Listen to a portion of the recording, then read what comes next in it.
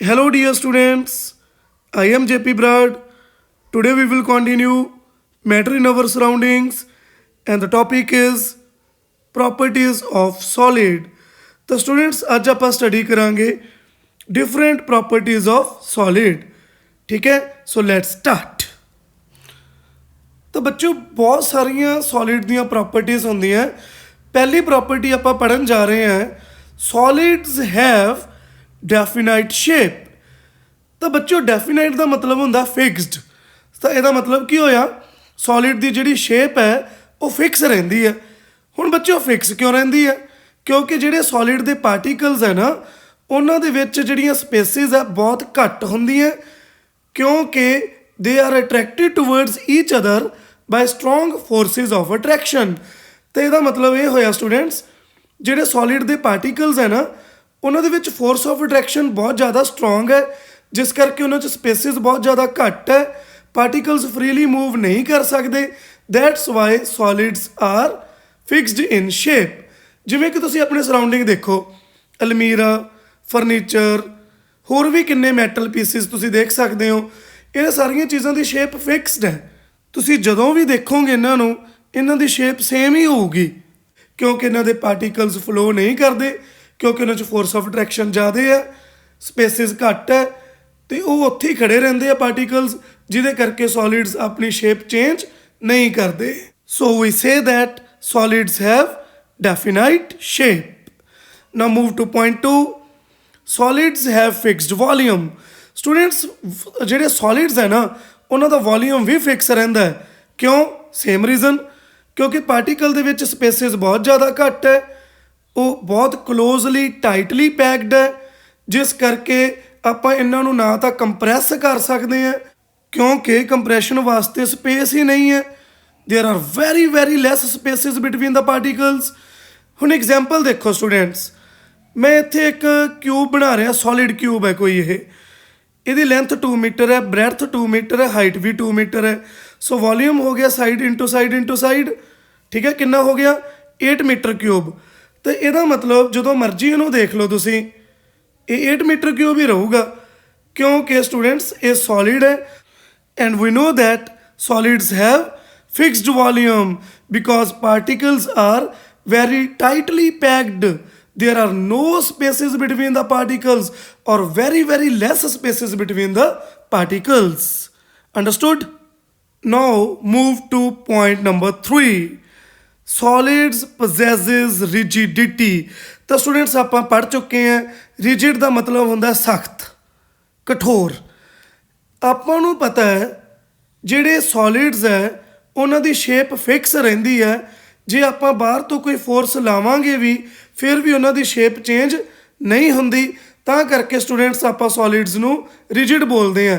But ਫਿਰ ਵੀ ਇੱਕ different ਇੱਕ ਐਕਸੈਪਸ਼ਨਲ ਕੇਸਿਸ ਵੀ ਹੈ। ਤੁਸੀਂ ਇਲਾਸਟਿਕ ਦੀ ਐਗਜ਼ਾਮਪਲ ਲੈ ਲਓ, ਜਾਂ ਰਬਰ ਬੈਂਡ ਤੁਸੀਂ ਸੋਚ ਲਓ। ਰਬਰ ਬੈਂਡ ਨੂੰ ਤੁਸੀਂ ਫੋਰਸ ਲਾਉਣੇ ਹੈ ਤਾਂ ਉਹਦੀ ਸ਼ੇਪ ਚੇਂਜ ਹੋ ਜਾਂਦੀ ਹੈ, ਜਦੋਂ ਛੱਡ ਦਿੰਦੇ ਹੋ ਉਸ ਨੂੰ, ਉਹ ਦੁਬਾਰਾ ਆਪਦੀ ਓਰੀਜਨਲ ਪੋਜੀਸ਼ਨ 'ਤੇ ਆ ਜਾਂਦਾ ਹੈ। ਤਾਂ ਆਪਾਂ ਉਸ ਨੂੰ ਸੋਲਿਡ ਹੀ ਕਵਾਂਗੇ ਸਟੂਡੈਂਟਸ। ਇਹਦਾ ਮਤਲਬ ਸੋਲਿਡ ਦੀ ਰਿਜਿਡਿਟੀ ਦੇ ਨਾਲ ਇੱਕ ਹੋਰ ਪ੍ਰੋਪਰਟੀ ਹੁੰਦੀ ਹੈ, ਜਿਸ ਦਾ ਨਾਮ ਹੈ ਇਲਾਸਟਿਸਿਟੀ। ਤਾਂ ਹੁਣ ਤੋਂ ਆਪਾਂ ਇਹ ਕਵਾਂਗੇ ਸੋਲਿਡ ਰਿਜਿਡ ਵੀ ਹੁੰਦੇ ਆ, ਔਰ they may be elastic in nature.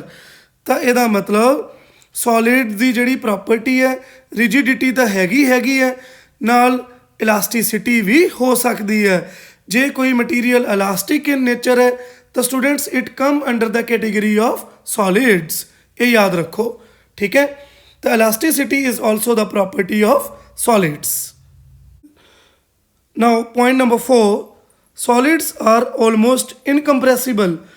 ਤਾਂ ਦੇਖੋ ਇਹ ਆਲਰੇਡੀ ਆਪਾਂ ਪੜ੍ਹ ਚੁੱਕੇ ਹਾਂ ਵੀ ਜਿਹੜੇ ਪਾਰਟੀਕਲਸ ਹੈ ਸੋਲਿਡ ਦੇ, ਇਹਨਾਂ ਦੇ ਵਿੱਚ ਬਹੁਤ ਜ਼ਿਆਦਾ ਸਟਰੋਂਗ ਫੋਰਸਿਸ ਆਫ ਅਟਰੈਕਸ਼ਨ ਹੁੰਦੀਆਂ, ਜਿਹਦੇ ਕਰਕੇ ਇਹਨਾਂ ਦੇ ਵਿੱਚ ਸਪੇਸਿਸ ਬਹੁਤ ਘੱਟ ਹੁੰਦੀਆਂ। ਦੇ ਆਰ ਵੈਰੀ ਟਾਈਟਲੀ ਔਰ ਕਲੋਜ਼ਲੀ ਪੈਕਡ। ਹੁਣ ਦੇਖੋ ਜਿਹੜੇ ਸਬਸਟੈਂਸ ਦੇ ਵਿੱਚ ਸਪੇਸਿਸ ਹੀ ਹੈ ਨਹੀਂ ਗਿਆ ਪਾਰਟੀਕਲਸ ਦੇ ਵਿੱਚ, ਤੁਸੀਂ ਉਹਦੇ 'ਤੇ ਬਾਹਰੋਂ ਕੋਈ ਫੋਰਸ ਲਾਓ ਤੇ ਉਹ ਕੰਪਰੈਸ ਕਿਵੇਂ ਹੋ ਜਾਊਗਾ? ਕੰਪਰੈਸ ਤਾਂ ਹੋਊਗਾ ਨਾ ਜੇ ਕੋਈ ਸਪੇਸ ਹੋਊਗੀ ਪਾਰਟੀਕਲਸ ਨੂੰ ਮੂਵ ਕਰਨ ਵਾਸਤੇ। ਤਾਂ ਕਰਕੇ ਸਟੂਡੈਂਟਸ ਸੋਲਿਡਸ ਆਰ ਆਲਮੋਸਟ ਇਨਕੰਪਰੈਸੀਬਲ। ਉਹ ਕੰਪਰੈਸ ਹੋ ਹੀ ਨਹੀਂ ਸਕਦੇ because particles are very closely packed. Okay. But ਇੱਕ ਸਪੈਸ਼ਲ ਕੇਸ ਦੇਖਾਂਗੇ ਸਟੂਡੈਂਟਸ, ਤੇ ਉਹ ਸਪੈਸ਼ਲ ਕੇਸ ਹੈ ਸਪੰਜ। ਹੁਣ ਸਪੰਜ ਹੈ, ਸਪੰਜ ਫਲਫੀ ਹੁੰਦੀ ਆ, ਫੋਮ ਟਾਈਪ ਹੁੰਦੀ ਆ। ਹੁਣ ਉਸ ਨੂੰ ਲਿਕੁਇਡ ਕਵਾਂਗੇ, ਗੈਸ ਕਵਾਂਗੇ ਜਾਂ ਸੋਲਿਡ ਕਵਾਂਗੇ? ਆਪਾਂ ਸਟੂਡੈਂਟਸ ਸਪੰਜ ਨੂੰ ਸੋਲਿਡ ਕਵਾਂਗੇ। ਪਰ ਫਿਰ ਤੁਸੀਂ ਕੋ ਸੋਚੋਗੇ ਵੀ ਉਹ ਤਾਂ ਕੰਪਰੈਸੀਬਲ ਹੈ, ਨਾਲੇ ਆਪਾਂ ਕਹਿੰਦੇ ਆ ਵੀ ਸੋਲਿਡ ਤਾਂ ਇਨਕੰਪਰੈਸੀਬਲ ਹੁੰਦੇ ਆ। ਸਪੰਜ 'ਤੇ ਤੁਸੀਂ ਫੋਰਸ ਲਾਓਗੇ ਉਹ ਤਾਂ ਕੰਪਰੈਸ ਹੋ ਜਾਂਦੀ ਹੈ, ਅਤੇ ਫਿਰ ਇਸ ਨੂੰ ਜਸਟੀਫਾਈ ਕਿਵੇਂ ਕਰਾਂਗੇ? ਹੁਣ ਇਹ ਸਮਝਾਉਣਾ ਮੈਂ ਤੁਹਾਨੂੰ। ਤਾਂ ਦੇਖੋ ਸਟੂਡੈਂਟਸ, ਜੋ ਸਪੰਜ ਹੈ, ਸਪੰਜ ਦੇ ਵਿੱਚ ਛੋਟੀਆਂ ਛੋਟੀਆਂ ਏਅਰ ਹੋਲਸ ਹੁੰਦੀਆਂ। ਜਦੋਂ ਵੀ ਸਪੰਜ ਦੇ ਉੱਪਰ ਆਪਾਂ ਫੋਰਸ ਲਗਾਉਣੇ ਆ ਸਟੂਡੈਂਟਸ, ਜਿਹੜੀ ਏਅਰ ਹੈ ਨਾ ਉਸ ਹੋਲਸ ਦੇ ਅੰਦਰ ਇਟ ਐਕਸਪੈਲ ਆਊਟ, ਬਾਹਰ ਨਿਕਲ ਜਾਂਦੀ ਹੈ, ਜਿਹਦੇ ਕਰਕੇ ਹੁਣ ਸਪੰਜ ਕੰਪਰੈਸ ਹੋ ਜਾਂਦੀ ਹੈ। ਪਰ ਜਦੋਂ ਹੀ ਆਪਾਂ ਫੋਰਸ ਨੂੰ ਰਿਲੀਜ਼ ਕਰ ਦਿੰਦੇ ਆ, ਠੀਕ ਹੈ, ਉਦੋਂ ਏਅਰ ਵਾਪਸ ਭਰ ਜਾਂਦੀ ਹੈ ਹੋਲਸ ਦੇ ਵਿੱਚ, ਅਤੇ ਉਹ ਸਪੰਜ ਫਿਰ ਆਪਦੀ ਜਗ੍ਹਾ 'ਤੇ ਆ ਜਾਂਦਾ ਹੈ। ਇਹਦਾ ਮਤਲਬ ਸਪੰਜ ਨੂੰ ਕੰਪਰੈਸੀਬਲ ਏਅਰ ਬਣਾਉਂਦੀ ਹੈ, ਠੀਕ ਹੈ। ਤਾਂ ਵੈਸੇ ਇਹਦਾ ਮਤਲਬ ਕੀ ਹੈ, ਸਪੰਜ ਸੋਲਿਡ ਹੈ, ਪਰ ਉਹ ਕੰਪਰੈਸੀਬਲ ਏਅਰ ਹੋਲਸ ਦੀ ਵਜ੍ਹਾ ਨਾਲ ਹੈ। ਫੋਰਸ ਲਗਾਈ, ਏਅਰ ਬਾਹਰ, ਫੋਰਸ ਹਟਾਈ, ਏਅਰ ਵਾਪਸ ਆ ਗਈ, ਠੀਕ ਹੈ। ਤਾਂ ਏਅਰ ਨੇ ਉਸ ਨੂੰ ਫਿਰ ਆਪਦੀ ਪੋਜੀਸ਼ਨ 'ਤੇ ਲੈ ਆਂਦਾ। ਇਹਦਾ ਮਤਲਬ ਸਪੰਜ ਨੂੰ ਕੰਪਰੈਸੀਬਲ ਕੌਣ ਬਣਾਉਂਦਾ? Air holes. Otherwise sponge is made up of solid material. Okay, ਇਸ ਤਰੀਕੇ ਨਾਲ ਤੁਸੀਂ ਜਸਟੀਫਾਈ ਕਰਨਾ ਹੈ, ਠੀਕ ਹੈ। ਨਾਓ ਸਟੂਡੈਂਟਸ, ਪੁਆਇੰਟ 5 ਰੀਡ ਕਰਦੇ ਹਾਂ। Solids have negligible kinetic energy of the particles. ਇਹਦਾ ਮਤਲਬ ਸੋਲਿਡਸ ਦੇ ਜਿਹੜੇ ਪਾਰਟੀਕਲਸ ਹੈ ਉਹਨਾਂ ਕੋਲ ਬਹੁਤ ਘੱਟ ਕਿਨੈਟਿਕ ਐਨਰਜੀ ਹੁੰਦੀ ਹੈ, ਨਾ ਦੇ ਬਰਾਬਰ ਹੁੰਦੀ ਆ। ਕਿਉਂ ਘੱਟ ਹੁੰਦੀ ਹੈ? ਕਿਉਂਕਿ ਸੋਲਿਡ ਦੇ ਵਿੱਚ ਪਾਰਟੀਕਲ ਟਾਈਟਲੀ ਪੈਕਡ ਹੈ, ਉਹਨਾਂ ਦੇ ਵਿੱਚ ਫੋਰਸ ਆਫ ਅਟਰੈਕਸ਼ਨ ਜ਼ਿਆਦਾ ਹੈ, ਜਿਹਦੇ ਕਰਕੇ ਪਾਰਟੀਕਲਸ ਫਲੋ ਨਹੀਂ ਕਰ ਸਕਦੇ। ਪਾਰਟੀਕਲਸ ਨੇ ਇੱਕ ਦੂਜੇ ਨੂੰ ਇੰਨਾ ਟਾਈਟਲੀ ਪਕੜ ਕੇ ਰੱਖਿਆ ਹੋਇਆ, they are not able to move freely. ਜੇ ਕੋਈ ਮੂਵ ਹੀ ਨਹੀਂ ਕਰ ਸਕਦਾ ਤਾਂ ਉਹਦੀ ਕਿਨੈਟਿਕ ਐਨਰਜੀ ਵੀ ਨਹੀਂ ਹੋਊਗੀ, ਕਿਉਂਕਿ kinetic energy is the energy due to the motion of the particle. ਅਗਰ ਮੋਸ਼ਨ ਹੀ ਨਹੀਂ ਹੈਗਾ ਫਿਰ ਕਾਈਨੈਟਿਕ ਐਨਰਜੀ ਵੀ ਨਹੀਂ ਹੋਊਗੀ। ਸੋਲਿਡ ਦੇ ਪਾਰਟੀਕਲ ਜਸਟ ਵਾਈਬਰੇਟ ਕਰ ਸਕਦੇ ਆ, ਲੇਕਿਨ ਫਰੀਲੀ ਮੂਵ ਨਹੀਂ ਕਰ ਸਕਦੇ, so they have negligible kinetic energy. Okay, now go to 6th property of the solids. Solids do not have property of diffusion. Solid ਦੇ ਵਿੱਚ ਪਾਰਟੀਕਲ ਇੱਕ ਦੂਸਰੇ ਦੇ ਅੰਦਰ ਡਿਫਿਊਜ਼ ਨਹੀਂ ਹੋ ਸਕਦੇ। Now what is diffusion? ਹੁੰਦਾ ਕੀ ਹੈ diffusion? ਤਾਂ ਸਮਝੋ, intermixing of the particles of the matter on their own is called diffusion. ਤਾਂ ਸਟੂਡੈਂਟ diffusion ਦਾ ਮਤਲਬ ਹੁੰਦਾ ਹੈ ਡਿਫਰੈਂਟ ਮਟੀਰੀਅਲ ਦੇ ਪਾਰਟੀਕਲਸ ਦਾ ਆਪਸ ਦੇ ਵਿੱਚ ਇੰਟਰਮਿਕਸ ਹੋ ਜਾਣਾ ਆਪਣੇ ਆਪ, ਉਸ ਨੂੰ ਆਪਾਂ ਬੋਲਦੇ ਹਾਂ ਡਿਫਿਊਜ਼ਨ। ਫੋਰ ਐਗਜ਼ਾਮਪਲ, ਆਪਾਂ ਰੂਮ ਦੇ ਇੱਕ ਕਾਰਨਰ ਦੇ ਵਿੱਚ ਪਰਫਿਊਮ ਸਪਰੇਅ ਕਰਤਾ। ਹੁਣ ਹੋਊਗਾ ਕਿ ਪਰਫਿਊਮ ਦੇ ਪਾਰਟੀਕਲਸ ਏਅਰ ਦੇ ਪਾਰਟੀਕਲਸ ਦੇ ਵਿੱਚ ਆਪਣੇ ਆਪ ਇੰਟਰਮਿਕਸ ਹੋ ਜਾਣਗੇ, ਡਿਫਿਊਜ਼ ਹੋ ਜਾਣਗੇ, ਅਤੇ ਪਰਫਿਊਮ ਦੀ ਫ੍ਰੈਗਨੈਂਸ ਸਾਰੇ ਰੂਮ ਦੇ ਵਿੱਚ ਫੈਲ ਜੂਗੀ। ਇਸ ਨੂੰ ਆਪਾਂ ਬੋਲਦੇ ਹਾਂ ਸਟੂਡੈਂਟਸ ਡਿਫਿਊਜ਼ਨ। ਹੁਣ ਸਟੂਡੈਂਟਸ ਤੁਸੀਂ ਦੇਖੋ, ਪਰਫਿਊਮ ਤਾਂ ਗੈਸ ਹੈ, ਤਾਂ ਬੜੀ ਈਜ਼ਲੀ ਡਿਫਿਊਜ਼ ਹੋ ਜਾਂਦੇ ਆ ਪਾਰਟੀਕਲਸ। ਬਟ ਆਪਾਂ ਗੱਲ ਕਰ ਰਹੇ ਹਾਂ ਸੋਲਿਡਸ ਦੀ।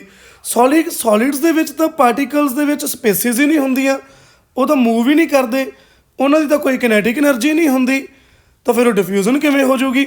ਤਾਂ ਕਰਕੇ ਸਟੂਡੈਂਟਸ ਸੋਲਿਡਸ ਦੇ ਵਿੱਚ ਡਿਫਿਊਜ਼ਨ ਨਹੀਂ ਹੁੰਦੀ ਜਾਂ ਬਹੁਤ ਜ਼ਿਆਦਾ ਘੱਟ ਹੁੰਦੀ ਆ, ਕਿਉਂਕਿ ਪਾਰਟੀਕਲ ਆਪਣੀ ਜਗ੍ਹਾ ਤੋਂ ਮੂਵ ਕਰ ਹੀ ਨਹੀਂ ਪਾਉਂਦੇ। ਤਾਂ ਕਰਕੇ ਸੋਲਿਡਸ ਦੇ ਵਿੱਚ ਬਹੁਤ ਘੱਟ ਡਿਫਿਊਜ਼ਨ ਹੁੰਦੀ ਹੈ, ਜਾਂ ਆਪਾਂ ਕਹਿ ਦਿੰਦੇ ਹਾਂ ਨੋ ਡਿਫਿਊਜ਼ਨ। ਬਟ ਫਿਰ ਵੀ ਕੁਝ ਨਾ ਕੁਝ ਐਗਜ਼ਾਮਪਲਸ ਹੈਗੀਆਂ ਜਿਹਦੇ ਵਿੱਚ ਸੋਲਿਡ ਵੀ ਡਿਫਿਊਜ਼ਨ ਦੀ ਪ੍ਰੋਪਰਟੀ ਸ਼ੋਅ ਕਰਦੇ ਆ।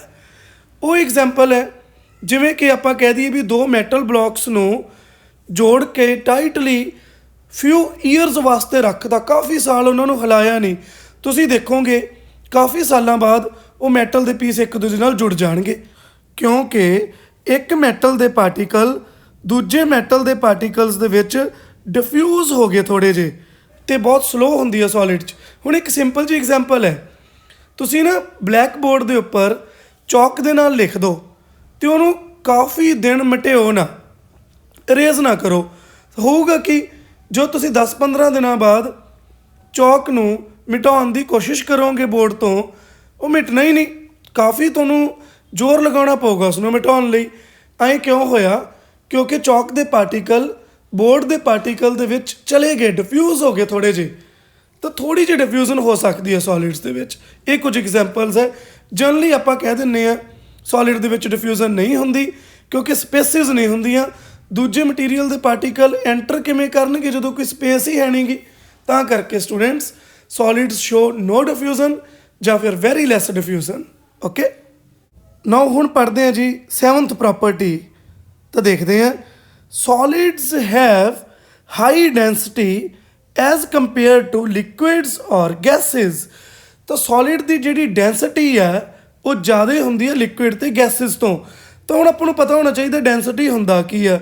ਤਾਂ ਸੁਣੋ, density is the ratio of mass to volume. ਤਾਂ ਡੈਂਸਿਟੀ ਹੁੰਦਾ ਸਟੂਡੈਂਟਸ ਮਾਸ ਅਪੋਨ ਵੋਲੀਅਮ। ਯਾਦ ਕਰ ਲਓ, mass per unit volume is called density. Students ਜਿੰਨੇ ਹੀ ਕਿਸੇ ਮਟੀਰੀਅਲ ਦੇ ਪਾਰਟੀਕਲਸ ਕਰਾਊਡਿਡ ਹੋਣ, ਕਲੋਜ਼ਲੀ ਪੈਕਡ ਹੋਣ, ਉਹ ਵੱਧ ਡੈਂਸਰ ਹੁੰਦਾ ਹੈ। ਠੀਕ ਹੈ, ਜਿੰਨੇ ਹੀ ਕਿਸੇ ਮਟੀਰੀਅਲ ਦੇ ਪਾਰਟੀਕਲਸ ਦੂਰ ਦੂਰ ਹੋਣ, ਉਹ ਘੱਟ ਡੈਂਸਰ ਹੁੰਦਾ ਹੈ। ਆਪਾਂ ਨੂੰ ਪਤਾ ਹੈ ਸੋਲਿਡ ਦੇ ਵਿੱਚ ਪਾਰਟੀਕਲ ਕਲੋਜ਼ਲੀ ਪੈਕਡ ਹੈ, ਦੈਟਸ ਵਾਈ ਸੋਲਿਡ ਦੀ ਡੈਂਸਿਟੀ ਜ਼ਿਆਦਾ ਹੁੰਦੀ ਹੈ as compare to liquids and gases. ਤਾਂ ਸਟੂਡੈਂਟਸ ਪ੍ਰੋਪਰਟੀਜ਼ ਆਪਾਂ ਪੜ੍ਹ ਚੁੱਕੇ ਹਾਂ, ਲੇਕਿਨ ਇੱਕ ਪੁਆਇੰਟ ਹੈ ਉਸ ਨੂੰ ਨੋਟ ਕਰੋ। ਦੇਖੋ, ਸ਼ੂਗਰ ਐਂਡ ਸਾਲਟ ਜਿਹੜੇ ਵੀ ਕੰਟੇਨਰ 'ਚ ਪਾਵਾਂਗੇ ਉਹੀ ਸ਼ੇਪ ਬਣ ਜੂਗੀ। ਠੀਕ ਹੈ, ਜੇ ਤੁਸੀਂ ਰੈਕਟੈਂਗੂਲਰ ਕੰਟੇਨਰ 'ਚ ਪਾਓਗੇ ਸ਼ੂਗਰ ਸਾਲਟ ਜਿਹੜਾ ਪੂਰਾ ਉਹ ਰੈਕਟੈਂਗੂਲਰ ਸ਼ੇਪ ਲੈ ਲਊਗਾ। ਨਾਲੇ ਆਪਾਂ ਕਹਿੰਦੇ ਹਾਂ ਸੋਲਿਡ ਦੀ ਸ਼ੇਪ ਫਿਕਸ ਹੁੰਦੀ ਹੈ। ਨਾਲੇ ਆਪਾਂ ਕਹਿ ਰਹੇ ਹਾਂ ਸਾਲਟ ਤੇ ਸ਼ੂਗਰ ਜਿਹੜੇ ਵੀ ਕੰਟੇਨਰ 'ਚ ਪਾਉਣੇ ਆ ਉਹੀ ਸ਼ੇਪ ਬਣ ਜਾਂਦੀ ਹੈ। ਇਸ ਨੂੰ ਕਿਵੇਂ ਜਸਟੀਫਾਈ ਕਰਾਂਗੇ, ਕਿਵੇਂ ਐਕਸਪਲੇਨ ਕਰਾਂਗੇ ਵੀ salt and sugar R solids? ਤਾਂ ਧਿਆਨ ਨਾਲ ਸਮਝੋ। ਦੇਖੋ, ਸਾਲਟ ਜਾਂ ਸ਼ੂਗਰ ਕ੍ਰਿਸਟਲਸ ਤੋਂ ਬਣੇ ਹੁੰਦੇ, ਉਹ 'ਚ ਛੋਟੇ ਛੋਟੇ ਕ੍ਰਿਸਟਲਸ ਹੁੰਦੇ ਆ। ਸਟੂਡੈਂਟਸ ਜਿਹੜਾ ਸ਼ੂਗਰ ਜਾਂ ਸਾਲਟ ਦਾ ਇੱਕ ਕ੍ਰਿਸਟਲ ਹੈ ਨਾ, ਉਹਦੇ ਵਿੱਚ ਨਾ ਲੱਖਾਂ ਛੋਟੇ ਛੋਟੇ ਪਾਰਟੀਕਲਸ ਹੁੰਦੇ ਆ। ਇੱਕ ਛੋਟੇ ਜਿਹੇ ਕ੍ਰਿਸਟਲ ਦੇ ਅੰਦਰ ਵੀ ਬਹੁਤ ਸਾਰੇ ਪਾਰਟੀਕਲਸ ਹੁੰਦੇ ਆ। ਤੇ ਹੁਣ ਇੱਕ ਕ੍ਰਿਸਟਲ ਦੀ ਸ਼ੇਪ ਦੇਖੋ ਤੁਸੀਂ, ਉਹ ਤਾਂ ਫਿਕਸ ਰਹਿੰਦੀ ਹੈ ਨਾ। ਇੱਕ ਸ਼ੂਗਰ ਦਾ ਕ੍ਰਿਸਟਲ ਲੈ ਲਓ, ਇੱਕ ਦਾਣਾ, ਉਹਦੀ ਸ਼ੇਪ ਤਾਂ ਫਿਕਸ ਹੈ। ਜੇ ਸ਼ੇਪ ਫਿਕਸ ਹੈ ਤਾਂ ਆਪਾਂ ਉਹਨੂੰ ਸੋਲਿਡ ਕਵਾਂਗੇ। ਹਾਂ, ਜੇ ਬਹੁਤ ਸਾਰੇ ਕ੍ਰਿਸਟਲਸ ਇਕੱਠੇ ਆ ਤਾਂ ਕਰਕੇ ਕੰਟੇਨਰ ਦੀ ਸ਼ੇਪ ਲੈ ਲੈਂਦੇ ਆ। ਪਰ ਜੇ ਆਪਾਂ ਇੱਕ ਕ੍ਰਿਸਟਲ ਨੂੰ ਸਟੱਡੀ ਕਰੀਏ ਤਾਂ ਉਹਦੀਆਂ ਪ੍ਰੋਪਰਟੀਜ਼ ਬਿਲਕੁਲ ਉਹੀ ਹੈ ਜੋ ਸੋਲਿਡ ਦੀਆਂ ਹੁੰਦੀਆਂ। ਤਾਂ ਕਰਕੇ ਆਪਾਂ ਕਵਾਂਗੇ salt and sugar are considered as solids. ਠੀਕ ਹੈ ਸਟੂਡੈਂਟਸ, ਸਮਝ ਆਇਆ ਨਾ? Now at the end of the properties ਤੁਸੀਂ ਸੋਲਿਡ ਦੀਆਂ ਐਗਜ਼ਾਮਪਲਸ ਮੈਂਸ਼ਨ ਕਰ ਦਿਓ। Stones, gold piece, iron piece, copper, salt, sugar, sponge, rubber band, ਇਹ ਸਾਰੇ ਕੀ ਨੇ? ਸੋਲਿਡਸ ਹੈ। ਸੋ ਅੱਜ ਦਾ ਟੌਪਿਕ ਹੋਇਆ ਖਤਮ। ਮਿਲਦੇ ਹਾਂ ਦੁਬਾਰਾ ਨੈਕਸਟ ਵੀਡੀਓ ਲੈ ਕੇ ਬਹੁਤ ਜਲਦੀ। Good bye students, good bye.